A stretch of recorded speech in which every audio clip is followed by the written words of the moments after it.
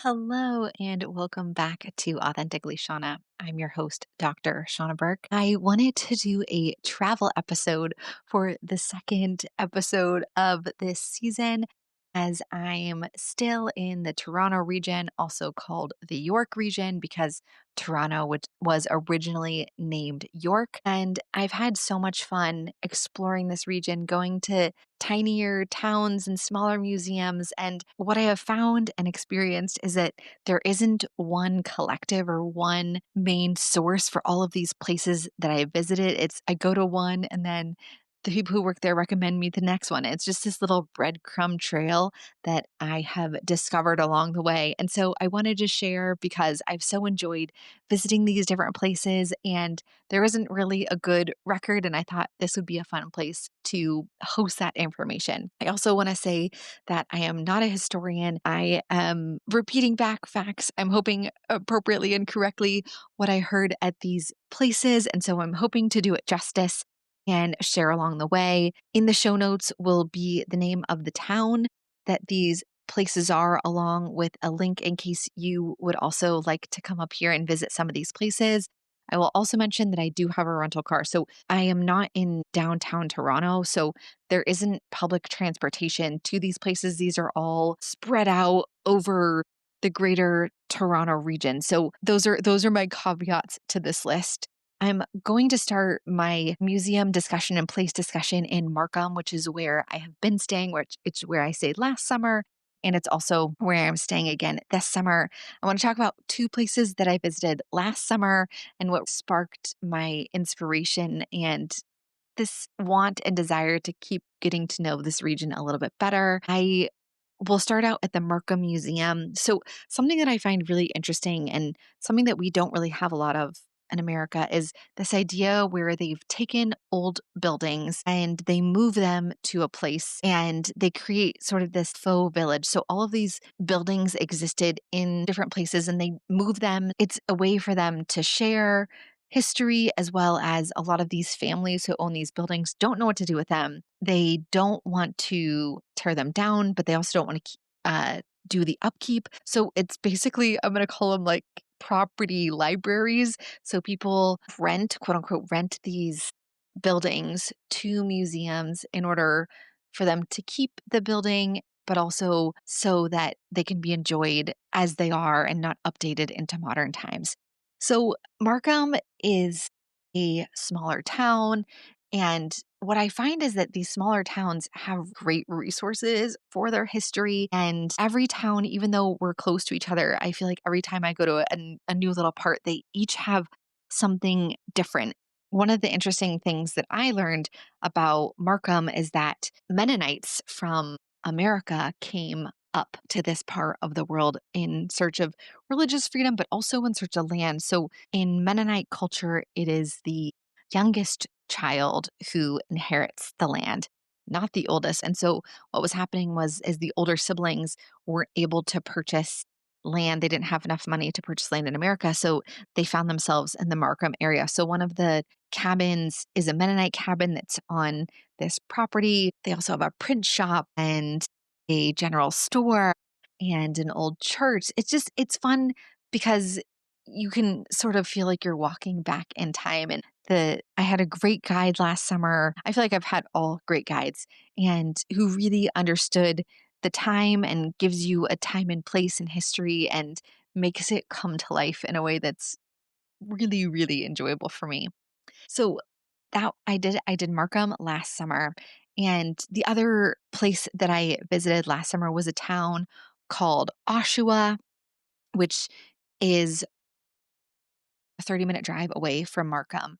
And what you always hear about people in history, but I had never heard of his name was R.S. McLaughlin, and he was the founder of General Motors of Canada. And his mansion that was built in 1915 got preserved, which I think would have been, as they told us, a shock to him because he thought it would have gotten torn down. But he was a big benefactor and was one of the reasons that there was a hospital in town. because that was not common practice at that point to have a hospital, especially because it was pretty far away from Toronto. And I believe his mansion was gifted to the hospital and they decided to preserve it. It's gorgeous. I mean, the details, the beauty, it's so worth a visit to see this mansion. And there's these lovely gardens, and you can go have tea out in this beautiful pond. And yeah, it has details that are unbelievable. The craftsmanship that went into this house mansion is really, really incredible. So I highly recommend that. Those are my two sort of jumping off points last summer. Then we'll talk about this summer.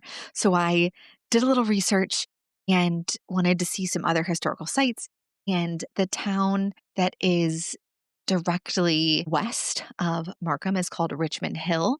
And they have a heritage center, which is a house that was built in the 1800s. And so they've turned, instead of it being, we'll call it like preserved for the historical, I don't know, nature of the house, it's sort of, I'll call it more of an exhibit of their town and their town history inside. So they've modernized it, but on their back deck, they do teas. And I just happened to be in town when they were doing a tea on the back deck. So they said that they do teas all year round, about once a month. And when it's in the winter, they do it. They have a screened in back porch that they do it on. But this was outside.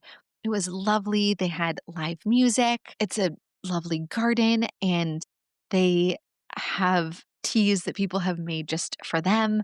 And they bring in tea sandwiches and scones. It was such a fun, lovely experience. And of course, the person who was serving me was wonderful. She spent most of her adult life in the area, and she was awarded the Volunteer of the Year award by the mayor, who she knows this past year, and told me all about that experience. So it was just, I felt like I got to experience Richmond Hill from the perspective of someone who lived there, which was really wonderful. So if you're in town, look up Richmond Hill, their heritage center.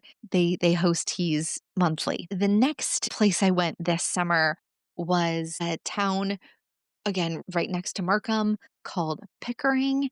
And Pickering is, again, I would say a pretty small town, but I would say that they have put a lot into the preservation of history and their town. And I will also say at all of these historic museum villages, they have summer camps, which is so wonderful. So they have the kids involved in the history. And I would have loved to have gone to summer camp at a village with all of these older buildings and houses. So Pickering, so I found out about Pickering because last summer when I went to the Markham village, their recreated town, one of the people there was from Pickering, and she said, "Oh, if you like this, I highly recommend coming to Pickering as well." So I got to do that this summer. And something that I liked, which again, exhibits come and go.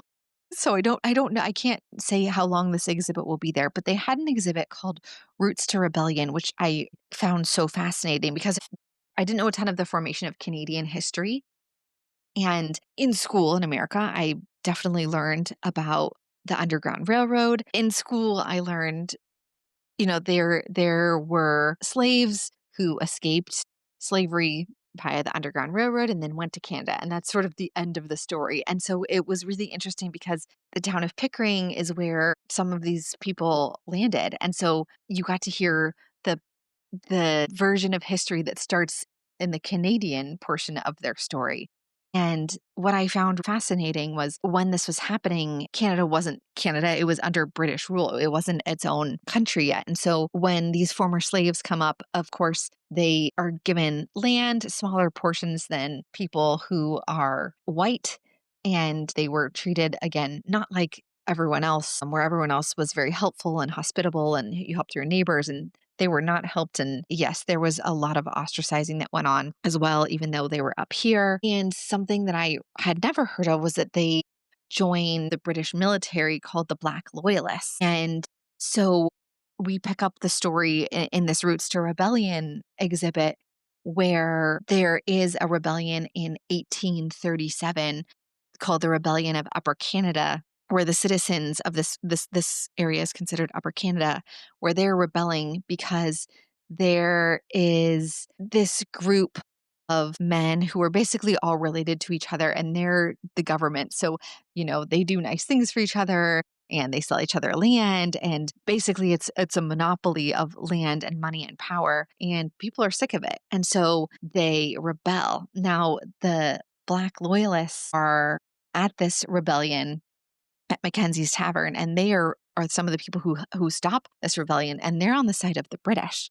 And so it's such an interesting, I feel like, history, because one, I've never heard this before, but you go, oh, they became loyalists. Yes, because American history had slavery, and so then they become British, and it's so fascinating to me how these worlds sort of turn. So I'll pick up more on the rebellion in the next place that I visit, but I'll leave it there. I also really enjoyed, they had a blacksmith shop. They had a two-story blacksmith shop, which they said was pretty rare. But in this blacksmith shop, the blacksmith would do a lot of wagons. And so there's the forge, and then behind that was where the wagons got built. But I guess because of the fumes and space, what they did was they built on a second story, and they would pulley the wagon up, and that's where it would get painted. So it was a two-story blacksmith shop, which I had never seen before.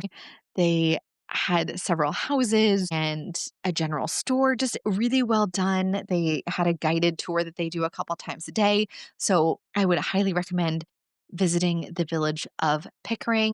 On the day that I went up to Lake Simcoe to go to my retreat center, I got to go to three different historical sites. So I'll talk about these three all together. And I think that would make a great little trip, is to do all three of them, because they're a few minutes apart from each other. They were all unique and wonderful visits. So the first one was going to a town called Aurora. And in this town, they have a house called the Hillary House, and it's beautiful on the outside.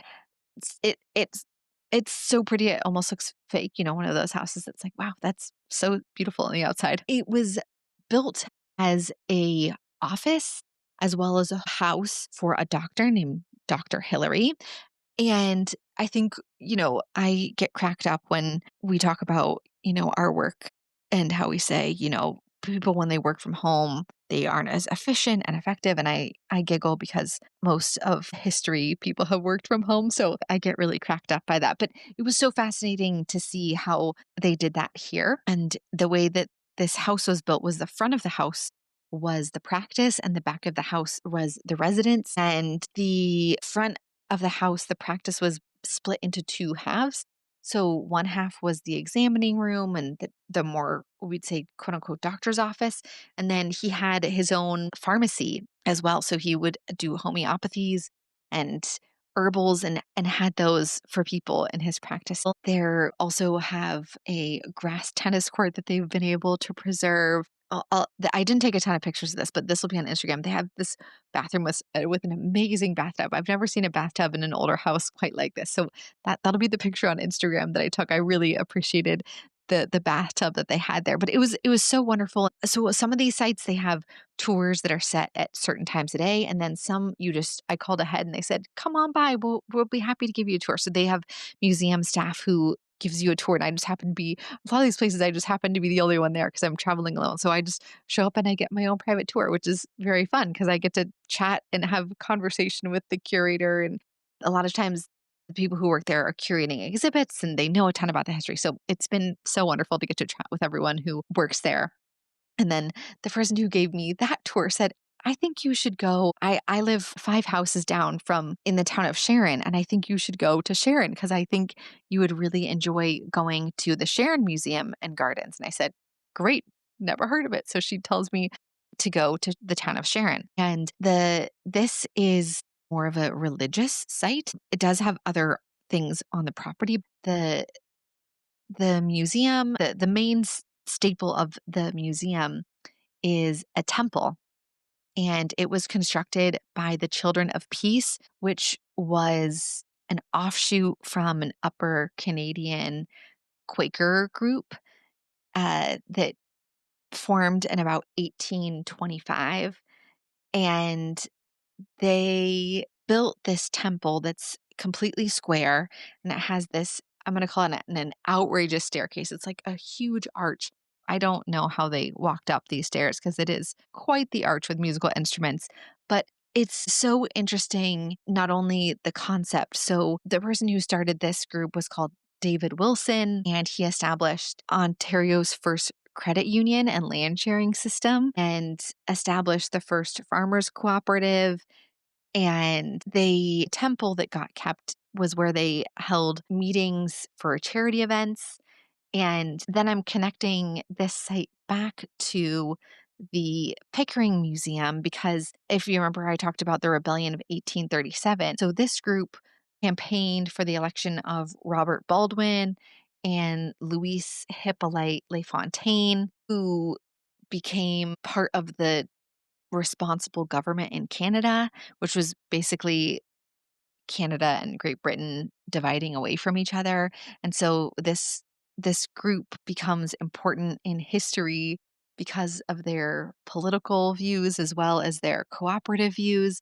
And this group, once I was told that once David Wilson passed, they basically disbanded. So on that property, there is a cabin, a few cabins, one of their main kitchens that they used. So just other buildings that other members had who were associated with this group. But super fascinating, definitely worth a visit. And the last thing I did on that day, which I was very excited about because I didn't know that this existed, was Lucy Maud Montgomery's one of her residences. So if you don't know who that is, Lucy Maud Montgomery, she went by Maud, is the author of Anne of Green Gables, which is one of my favorite books of childhood. I really want to go to Prince Edward Island to see all of these sites. So, and I thought that was going to happen this summer, and it didn't. So this sort of filled that Prince Edward Island niche for me this summer.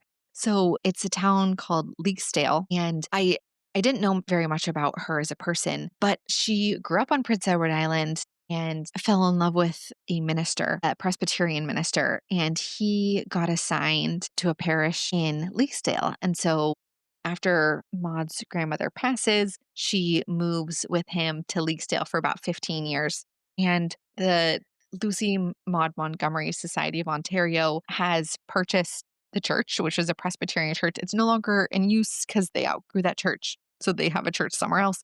The church is still intact on the top, and then the bottom, they've turned it into a museum and a gift shop. And then across the street and up just a couple of steps, they have the house that her and her husband, and it's where she birthed all three of her children. It's where she wrote a lot of her novels, and so you get to tour the house. So they bought the house, which is called a manse. I'm more familiar with the term rectory, but a manse is the word that they use in the Presbyterian community. I'm not sure all over the world, but I know for sure up here. And it was really interesting because they didn't have really hardly any of the furniture that she had, but she was a photographer. And so when photography wasn't quite a thing, and so she had taken a lot of still images of herself in the house. They've been able to piece together and put the house basically back together based on her photographs of this space. And I don't know how she got everything done that she got done. Mind you, she did have someone who lived in and helped with chores, but she was the pastor's wife, which was a ton of role responsibility in the community. She also ran the Red Cross and she penned novels. Apparently, she didn't sleep a lot. I don't know how she got all done because at that point in time, you're also making your own clothes, you're making clothes for your children, you're responsible for your own food. And this was also at a time, I mean, which I thought was, again, history is different all over the world when certain things happen. But when she's living at this house, which is in the early 90s, there is still no electricity. It hasn't come out this far because it's pretty rural, and about 100 people lived in that village when her and her husband were there. They had no running water. So imagine all of these chores, and the house was freezing because they had coal. They had no fireplaces. So she often wrote in her journal that water would freeze overnight. I'm really glad I live in modern times. But so I also highly recommend if you like Lucy Maud Montgomery's work, I highly recommend a visit to the church and her house. So I did those last three. I did the Hillary House, the Sharon Museum, and Leaksdale all in one day, and that was perfect. And then I headed up to Lake Simcoe for my retreat today. And these aren't too far apart from each other. So maybe if you, I got a little bit of a later start. You could also go to Uxbridge. They're another historical center that has their own, we'll call it like a little village, and they have more Quaker roots up there. So they have a Quaker schoolhouse and it's called Quaker Hill. So their history is more Quaker, which is interesting. People who are coming up for religious freedom as well. Out of the historical ones that I went to, I would say it was my least favorite. I would definitely recommend Markham and Pickering over this one. What I would say, and what I didn't get to do, and what I will do next time I come up here. Apparently, Uxbridge is really famous for its hiking trails. It's Canada's most famous hiking trail area. So apparently, there's just beautiful nature up here, beautiful hikes. So that's on my to-do list for the next time I come up here. And a couple other things I didn't get to visit, which when I was up at Lake Simcoe, there's two different historical sites, which I can't vouch for. I was told that they're here, so go at your own peril. No, just I haven't been up, so I can't say. Maybe when I come back, I'll do another podcast and let you know how that goes. In Keswick, there's Eildon Hall Museum, and also they have a village up there as well. And the other one that I didn't get to is in Toronto. It's called Black Creek, and apparently it's a huge village. I read on the website they have about 100 buildings. I would also love to see that one, although I really do like the small town ones. That's my list. I hope it inspires you to come up here and travel. I know everyone talks about a European summer, but I'm loving my Toronto region summers up here. The weather is beautiful and the people are lovely, and I'm enjoying the history. I highly recommend taking a trip up here. Thanks so much for listening to this episode, and we'll see you next week.